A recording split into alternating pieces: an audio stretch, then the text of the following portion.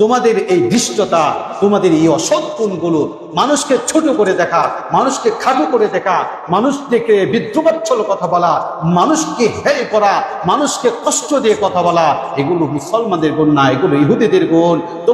তোমরা যেহেতু ইহুদিদের গুণকে গ্রহণ করেছ, তোমরা যেহেতু মুসলমানদের নবী মুহাম্মদ সাল্লাল্লাহু আলাইহি সাল্লামের কথাকে ছেড়ে দিয়েছ, তোমরা যেহেতু আমি আল্লাহর বিধানকে ছেড়ে দিয়েছ, তোমরা যেহেতু সত্য থেকে পিছপা হয়ে অসৎ পথে চলে গেছো, শোনো, তোমরা এটা নির্দিষ্ট একটা সময় পর্যন্ত দুনিয়াতে যতদিন থাকো ততদিন তোমরা এটা করতে পারবে। আজকে পায়ের উপর পা তুলিয়া তুমি একজন মানুষকে অসত্য বলছো, একজন সত্য মানুষকে অসত্য বলছো, যে মানুষকে অপরাধী না তাকে অপরাধী বানাইতেছো। আজকে তোমার পায়ের উপর পা তুলে নবাবগিরি করতেছো। আজকে একজন কোরআনের মেহমানকে তুমি দাম দিতেছো না। আজকে কোরআনের একজন মেহমানকে তুমি মূল্যায়ন করছো না। যে নামাজ পড়ে তাকে মূল্যায়ন করছো না, যে কোরআনের কথা বলে তাকে মূল্যায়ন করছো না, যে সত্য কথা বলে তাকে তুমি মূল্যায়ন করছো না, যে সমাজের মধ্যে ভালোভাবে চলতে যায় তাকে তুমি বিপদে ফেলাও তোমার ক্ষমতার জোরে। ও আজকে এই দুনিয়ার সাময়িক সময়ের মধ্যেই মূলত তোমার এই অপতৎপরতা, তোমার এই অসভ্যতা, তোমার এই অপসংস্কৃতি একটা নির্দিষ্ট সময় পর্যন্ত থাকবে। কিন্তু আজকের এই দুনিয়াতে তুমি আনন্দ ফুর্তিতে আছো, কিন্তু ওই কিয়ামতের ময়দানে ওইখানে তোমার কোনো ক্ষমতা থাকবে না, ওইখানে তোমার কোনো হাসি থাকবে না, ওইখানে তোমার কোনো চেহারার মধ্যে প্রফুল্লতা থাকবে না। বিষণ্ণতার ছাপ থাকবে। ওই সময় শুধুমাত্র সত্যবাদীরা, যারা সততার কথা বলেছে, যারা ন্যায়ের কথা বলেছে, যারা ইনসাফের কথা বলেছে, যারা ন্যায় পরাকাষ্ঠের মধ্যে নিজেকে সংযত রেখেছে, অটল রেখেছে, অবিচল রেখেছে, কোরআনের প্রতি নিজেকে দৃঢ় রেখেছে, এই ব্যক্তিরা ওই সময় হাসবে, পায়ের উপর পা তুলে বসে থাকবে। বিশাল এক শান শৌকতের চেয়ারে তাকে আল্লাহ তাআলা বসাইবেন। ওইখানে বসে বসে আরাম আয়েশে সময় কাটাবেন। আল্লাহ তাআলা আরশের ছায়ার নিচে আশ্রয় গ্রহণ করবেন, আরশের ছায়ায় আশ্রয় গ্রহণ করবেন। আর আল্লাহ তাআলা বলবেন, হে মুমিনেরা, তোমরা দুনিয়াতে থাকতে কষ্ট করেছো, দুনিয়াতে থাকতে তোমরা ব্যথিত হয়েছো, তোমাদেরকে কষ্ট দিয়েছে এরা, এদেরকে জাহান্নামে দিলাম, আর তোমাকে আমি চিরস্থায়ীভাবে জান্নাতে দিলাম। ক্ষমতার অপপ্রয়োগ করে তোমাকে জেল খাটিয়েছে, ক্ষমতার অপপ্রয়োগ করে তোমাকে ফাঁসির কাছে ঝুলিয়েছে, ক্ষমতার অপপ্রয়োগ করে তোমাকে বিভিন্ন ভাবে মামলা দিয়ে হয়রানি করেছে। আজকে এই ব্যক্তিদের ক্ষমতা, আজকে এই ব্যক্তিদের ক্ষমতা আজকের এই ময়দানে নাই। এই ময়দানে তোমার ক্ষমতাকে আমি সুপার পাওয়ার করে দিচ্ছি। এই জন্য দুনিয়ার সমাজে মাজলুম হওয়া ভালো, জালেম হওয়া ভালো না। আপনি নির্যাতিত হচ্ছেন, আলহামদুলিল্লাহ সবর করেন, ইন্নাল্লাহা মা'আস সাবিরিন। আল্লাহ বলছেন তুমি সাবিরিন, এই ধৈর্যশীলদের জন্য আমি আল্লাহ নিজে সুসংবাদ দিলাম। সুবহানাল্লাহ।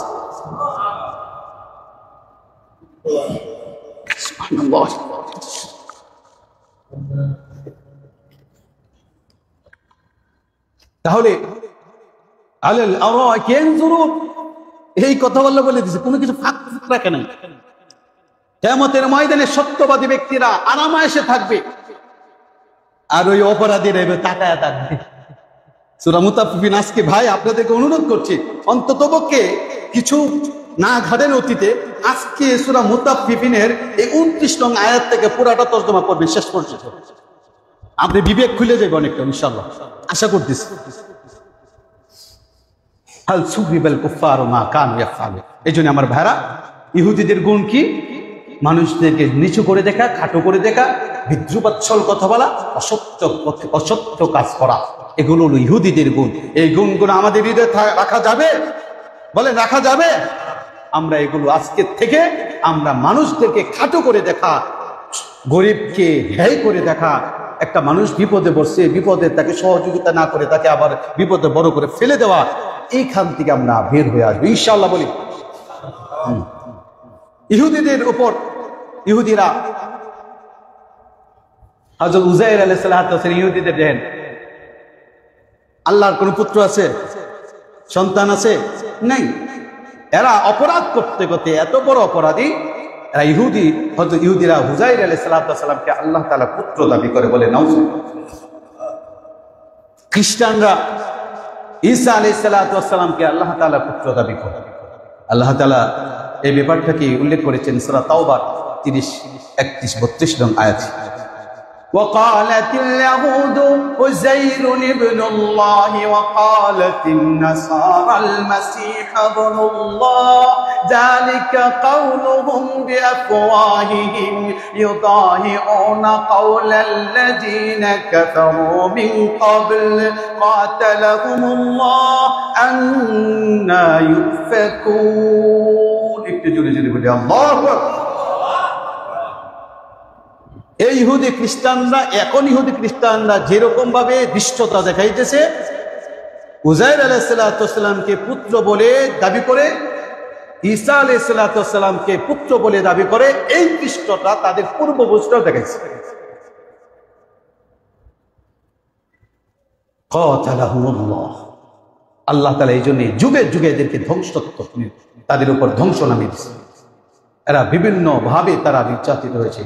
এদেরকে আল্লাহ তাআলা এদেরকে আল্লাহ তাআলা বিভিন্ন ভাবে গজবের সামিল করেছে। কারণ মূলত এরা মূলত মনে করে আমাদেরটাই সঠিক, আর কোনোটাই সঠিক না। তারা অসৎ পথে থেকে মনে করে আমি সঠিক পথে আছি। এটা হলো ইহুদিদের গুণ। হ্যাঁ, আল্লাহ তাআলা এই ব্যাপারে বলছেন কুল্লু হিজবিন বিমা লাদাইহিম ফারিহুন। প্রত্যেকটা দল নিজের দলকে সঠিক বলে দাবি করে, নিজের দল নিয়ে আনন্দ ফুর্তি করে, আমারটাই ঠিক, আমি সঠিক পথে আছি। এই ইহুদিরা এটা মনে করে তার সব সময় এই দিন কোরআনকে পৃথিবীর বুক থেকে মূলোৎপাটিত করে দেওয়ার জন্য, পৃথিবীর থেকে সরিয়ে দেওয়ার জন্য যুগ যুগ ধরে তারা চক্রান্ত করে আসছে। আল্লাহ তাআলা এই ব্যাপারটাকেই বলেছেন ৩২ নং আয়াতে সূরা তাওবা, ইউরিদুনা আন ইউতফিউ নূরাল্লাহি বিআফওয়াহিহিম ওয়াল্লাহু মুতিম্মু নূরিহি ওয়ালাউ কারিহাল কাফিরুন। এই ইহুদি খ্রিস্টান ও মুসলিমরা যতই চেষ্টা করুক আল্লাহ পাক রব্বুল আলামিনের দ্বীনকে নিভিয়ে দিতে, ইহুদি খ্রিস্টান এমনকি কিছু মুনাফিক, নামধারী কিছু মুনাফিক, এই মুনাফিক মুসলমান নামধারী মুনাফিক, তারাও যতবার চেষ্টা করুক আল্লাহর কোরআনকে নিভিয়ে দিতে, তারা কখনো পারবে না। কারণ আল্লাহ পাক রব্বুল আলামিন তার দ্বীনটাকে বিজয়ী করবে। এটা সাময়িক বিজয় হবে তারা, আর সব সময় তারা লাঞ্ছিত হবে, অপমানিত, দুনিয়াতেও আখিরাতেও, মরার পরে। এই জন্য তো আল্লাহ পাক রব্বুল আলামিন সূরা আলী ইমরান 112 নং আয়াতে বলছেন যুগ যুগ ধরে তারা অপমানিত হবে। দুরিবাত আলাইহিমুল যিল্লাতু ওয়াল মাসকানা ওয়া বাউ বিগাদাবিন মিনাল্লাহ যালিকা বিআন্নাহুম কানু ইয়াকফুরুনা বিআয়াতিল্লাহি ওয়া ইয়াকতুলুনা আন-নাবিয়্যিনা বিগাইরিল হক যালিকা বিমা আসাউ ওয়া কানু ইয়াতাদুন।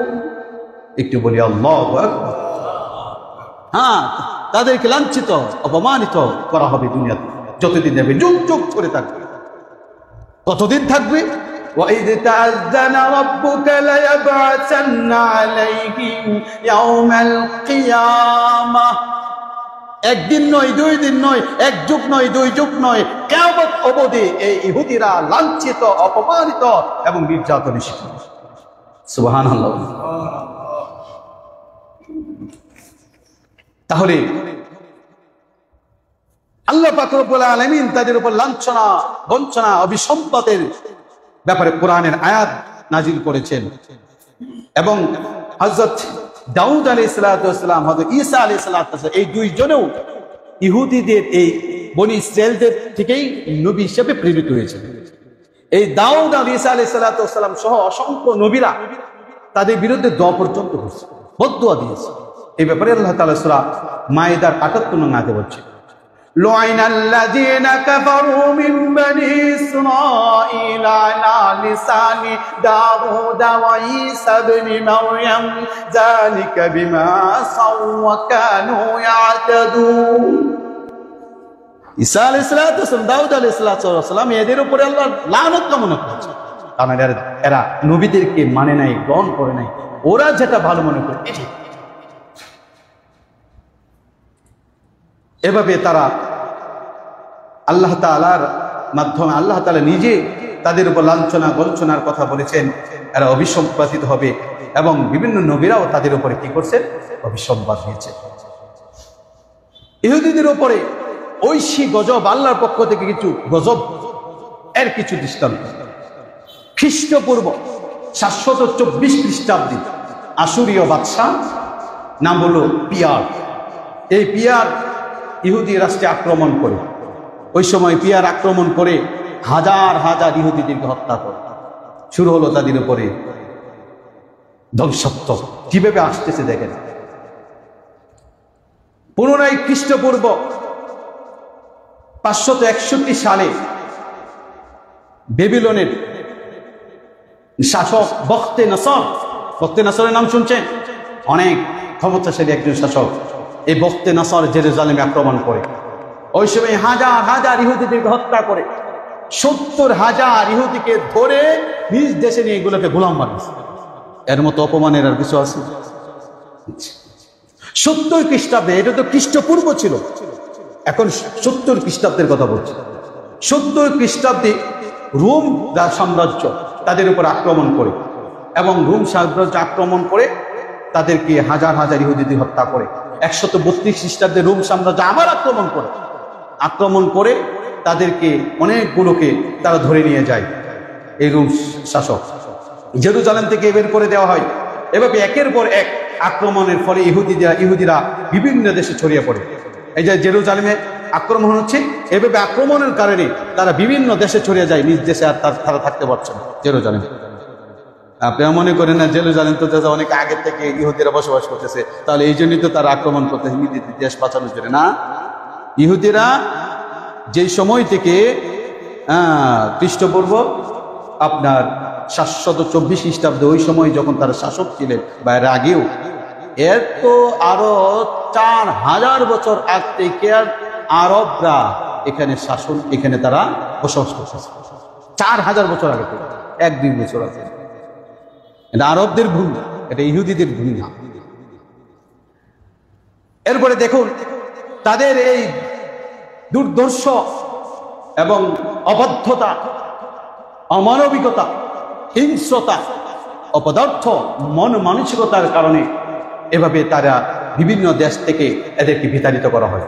এর কিছু আমি তালিকা আপনাদের কাছে বলছি, দেখুন একটু এদেরকে আল্লাহ তাআলা কিভাবে লাঞ্ছিত করেছে, যুগ যুগ ধরে তাদেরকে কিভাবে আল্লাহ তাআলা আযাব দিয়েছে। 1290 খ্রিস্টাব্দে ইংল্যান্ড থেকে এই ইহুদিদেরকে বিতাড়িত করে ইংল্যান্ড বাদশাহ সরকার। 1394 সালে ফ্রান্সের সরকার এই ফ্রান্স থেকে তাদেরকে ঘাট ধাক্কা দিয়ে বের করে দেয়, গণহারে হত্যা করে। তারপর নিজেদেরকে বাঁচানোর জন্য ইহুদিরা ফ্রান্স থেকে পলায়ন করে। 1370 খ্রিস্টাব্দে 1370 খ্রিস্টাব্দে বেলজিয়াম থেকে তাদেরকে বিতাড়িত করা হয়। 1380 খ্রিস্টাব্দে চেকোস্লোভাকিয়া একটা রাষ্ট্র আছে, ওইখান থেকে তাদেরকে বিতাড়িত করে। 1314 সালে হল্যান্ড থেকে ইহুদিদেরকে বিতাড়িত করে। 1540 সালে ইতালি থেকে তাদেরকে নির্যাতন করে তাদেরকে বের করে দেয়। 1591 সালে জার্মানি শাসক তাদেরকে জার্মান থেকে বের করে দেয়। 1610 সালে রাশিয়া থেকে তাদেরকে ঘাট ধাক্কা দিয়ে তাদেরকে বের করে দেয়। এর কারণ একটাই ছিল, তারা কোনো জাতিকে মেনে চলে না। মারামারি, কাটাকাটি, অন্যায় উপায়ে, অসৎ উপায়ে অর্থ উপার্জন, এগুলো হলো তাদের নিত্যদিনের সঙ্গী ছিল। তবে 1800 সালে স্পেন যখন মুসলমানরা, তারেক বিন জিয়াদের নেতৃত্বে স্পেন যখন মুসলমানদের হাতে চলে আসে, তখন মুসলমানদের হৃদয়ে উদারতা আসে এবং এই ইহুদিদেরকে এই স্পেনে আসার সুযোগ করে দেয়। এই একমাত্র মুসলমানরা তাদেরকে এই প্রথমে স্পেনে তাদেরকে জায়গা দিয়েছে। স্পেনে আসতে লাগলো বিভিন্ন দেশ থেকে ইহুদিরা। আস্তে আস্তে তারা এক পর্যায়ে এমন হলো, স্পেনের শাসক ওই সময়ে প্রায় 1000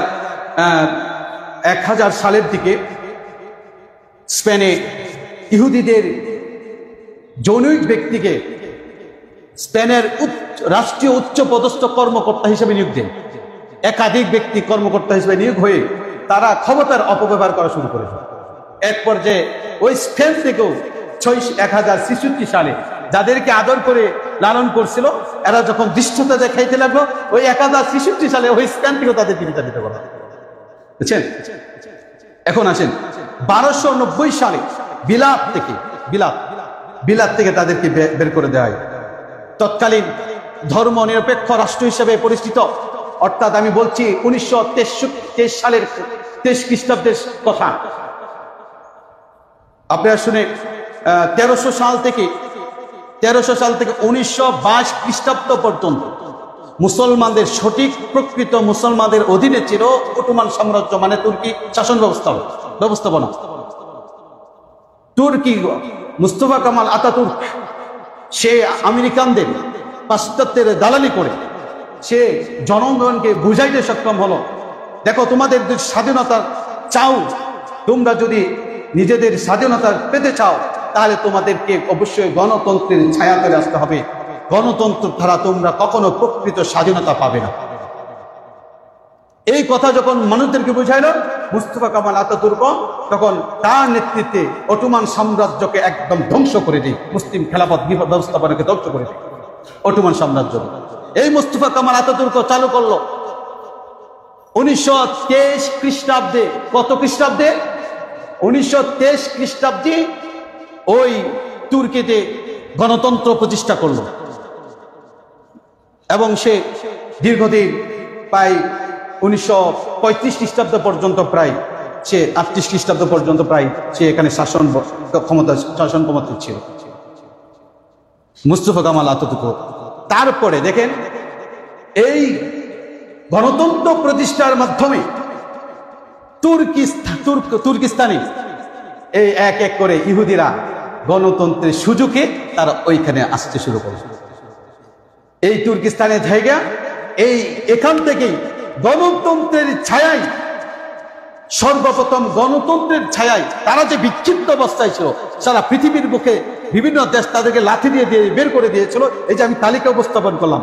এর ফলে তারা ছত্র ছায়া অবস্থায় ছিল, যা যাবার অবস্থায় জীবনযাপন ছিল, কোনো দেশে তাদের ঠাঁই নেই, কোনো দেশে তাদের শান্তির ব্যবস্থাপনা নাই। যখন এই গণতন্ত্র আসলো, গণতন্ত্রের দোহাই দিয়ে ইহুদিরা তুর্কিতে আশ্রয় গ্রহণ করে ওইখানে এসে চক্রান্ত শুরু করলো। তুর্কিস্তানকে তারা উচ্চপদস্থ কর্মকর্তা হিসেবে নিয়োগ হলো।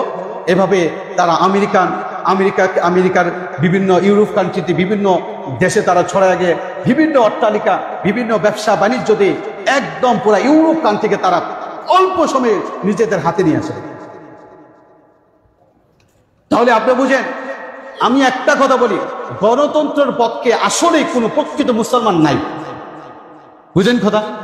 গণতন্ত্র এটা ইসলামিক কোনো নিয়ম না।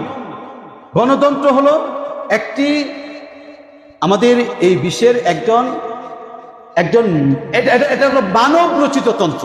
এক কথায় সহজে বুঝে নিন, এই গণতন্ত্র কি ভাই বলেন, একটা কি মানব রচিত তন্ত্র। এই মানব রচিত তন্ত্র ভালো না আল্লাহর তন্ত্র ভালো? বলেন কার তন্ত্র ভালো? এটা ভয় লাগে নাকি? আল্লাহর তন্ত্র ভালো, এটা তো একজন মুসলমান বলবে। গণতন্ত্র ইসলামের জন্য হুমকি।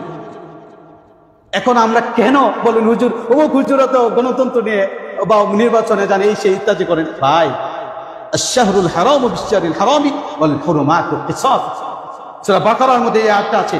আপনি এই আয়াতটা তাফসীর যায় পড়েন, পড়লে আপনি বুঝবেন কেন হুজুররা এই গণতন্ত্রের ছায়া থেকে তারা নির্বাচন করতেছে।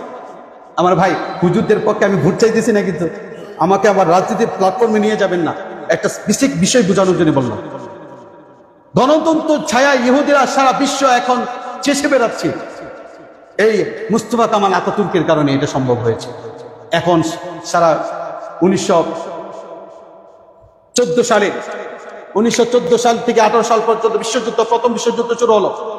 1939 সাল থেকে 1945 সাল পর্যন্ত দ্বিতীয় বিশ্বযুদ্ধ শুরু হয়। এই দুই যুদ্ধে তারা বিপুল পরিমাণে অর্থ সহযোগিতা করে আমেরিকানদেরকে। বুঝেন কথা? আমেরিকানদেরকে সহযোগিতা করে কারা? ইহুদিরা। কিভাবে সহযোগিতা করে? এত অর্থ আসতো কিভাবে? তারাই তো ছত্র ছায়ার মধ্যে, তারাই তো যাযাবর ছিল, তাদের কোনো ভিটা বাড়ি ছিল না কিছু। 1901 সালে 1901 সালে তারা একটা বিশ্বব্যাপী যত ইহুদি আছে পণ্ডিতদেরকে নিয়ে একটা মিটিং করছিল। এই মিটিং এর মধ্যে তারা অর্থ যোগান দেবে, তারা একটা অংশ, লাভের একটা অংশ, তাদের ইনকামে একটা সোর্স এখানে রাখবে। দেখি বিপুল পরিমাণ অর্থ হয় তাদের, এবং তারা সুদি কারবার চালু করে, ঘুষ চালু করে, বিভিন্ন উপায়ে বিভিন্ন ব্যবসার মধ্যে তারা নেমে যায়। এভাবে অনেক অর্থের মালিক হয়, যার কারণে যখন আমেরিকানরা যুদ্ধের মধ্যে শরিক হয় তখন আমেরিকানদেরকে আপনি বিপুল পরিমাণে অর্থ সহযোগিতা করে। 1948 সালের দিকে বা 45 সালের দিকে তখন ওই ব্রিটিশ সরকার ইহুদিদেরকে বলেছিল, ইহুদিদের পণ্ডিতদেরকে ডেকে নিয়ে বলছিল, দেখো তোমরা তো আমাদেরকে অনেক অর্থ দিয়েছো, আমরা তো এই অর্থ দিতে পারবো না, তাহলে তোমরা কি চাও এর বিনিময়ে, তোমরা এর বিনিময়ে কি চাও? তখন ইহুদিরা বলেছিল, আমরা কিছুই চাই না অর্থের বিনিময়ে, আমরা চাই জেরুজালেমে আমাদের প্যালেস্টাইন গঠন করতে, আমাদের ইহুদি রাজ্য প্রতিষ্ঠা করতে, আমরা চাই আমরা একটা স্বাধীন রাষ্ট্র। এই জন্যে ওই ব্রিটিশ সরকার, আমেরিকান এবং ফ্রান্স সহ কয়েকটি দেশের প্রত্যক্ষ সহযোগিতায় 1948 সালে 14 মে এই প্রথম জেরুজালেমে ইহুদি রাষ্ট্র গঠন হয়।